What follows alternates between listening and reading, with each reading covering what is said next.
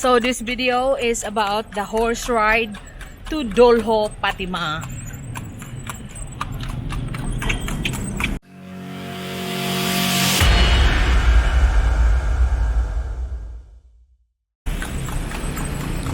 We are now riding on a horse cart or Tartanilla, like we call it here. And it will take us to our destination today is Dolho, Patima. Unsa kini nga street, kuya? Padilla.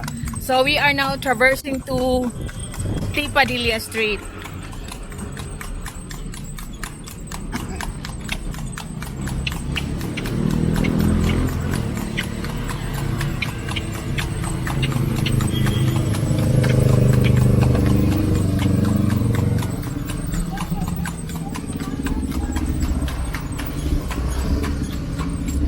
So we are here in downtown area of Cebu City.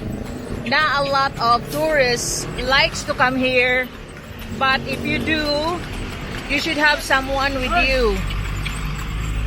Because it will not be good for me if I say you can actually come here just by yourself, unless you really dare to. But it will be safer if you have some local with you that knows the place. It's a very busy street now. It's all alive.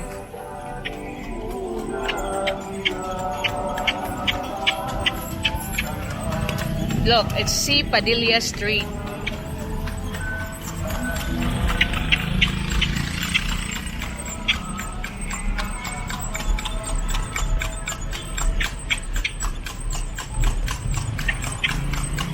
So all those alleyways on the back, that's where you can find rooms for rent that's cheap. I mean cheap, like the room will be rented for 1,000 or 800 per month.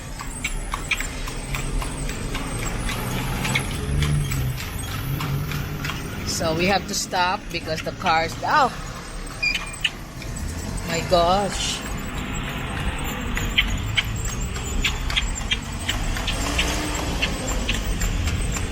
So we are now passing through the church of Parroquia de San Nicolas. But this is still C. Padilla Street.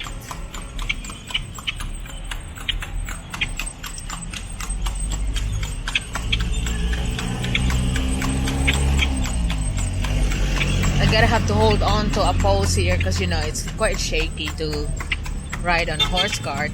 But if you want to experience riding on a horse cart, they can be found near the San Jose, beside San Jose Recoletos University, near Carbon Market. So this is the Cebu City Carlos Gotong Memorial High School here in C. Padilla Street. And across is funeral homes.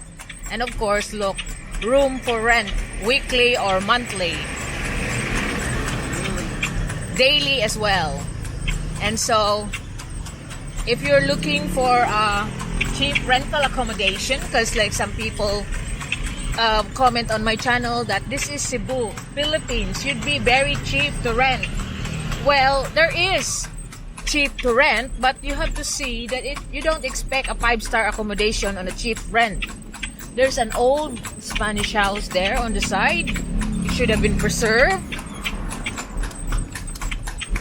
And Cocoy Cañete 12 Pares is there as well. The Arnis School. There's the Tambayan on Cipadilla, you know, a food court. Only a small Tambayan.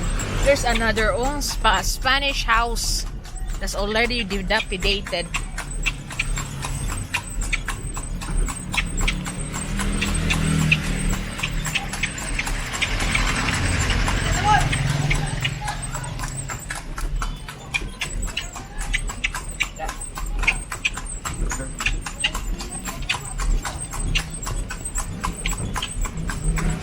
I'm just preparing the fare, you know. You gotta be aware of your surroundings sometimes. That's there. There's actually an exclusive place. That's Welcome Dolho, Patima.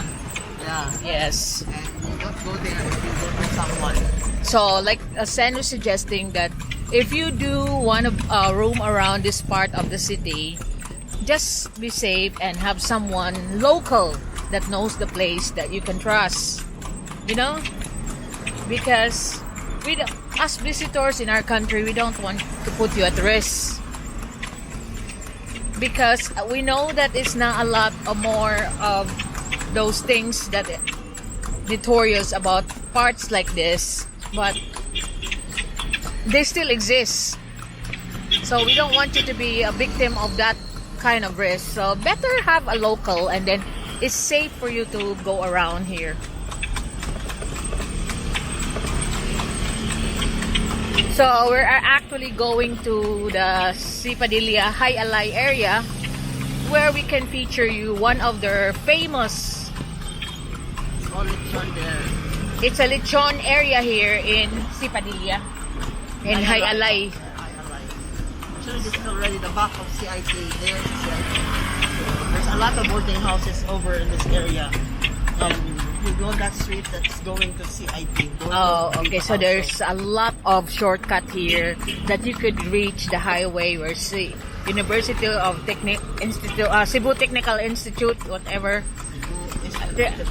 Yeah, it's now a university. Yeah, because that's what I know. It's now a university, but this is still That's High Alay, Agoch. I mean, sorry, because I slid from my seat. So vulcanizing shops, all those alleyways on the back. This is another densely populated area in Cebu City.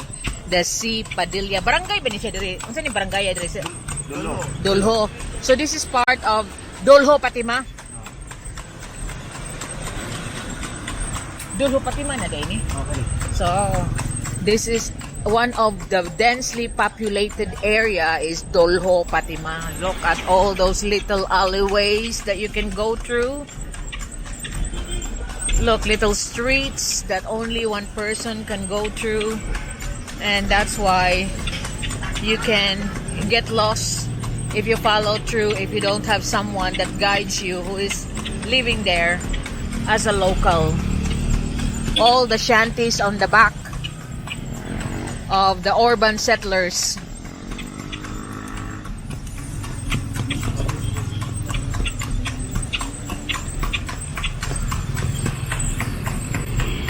So, Philip Mulvihill, this is what you requested, the Dolho Patima area.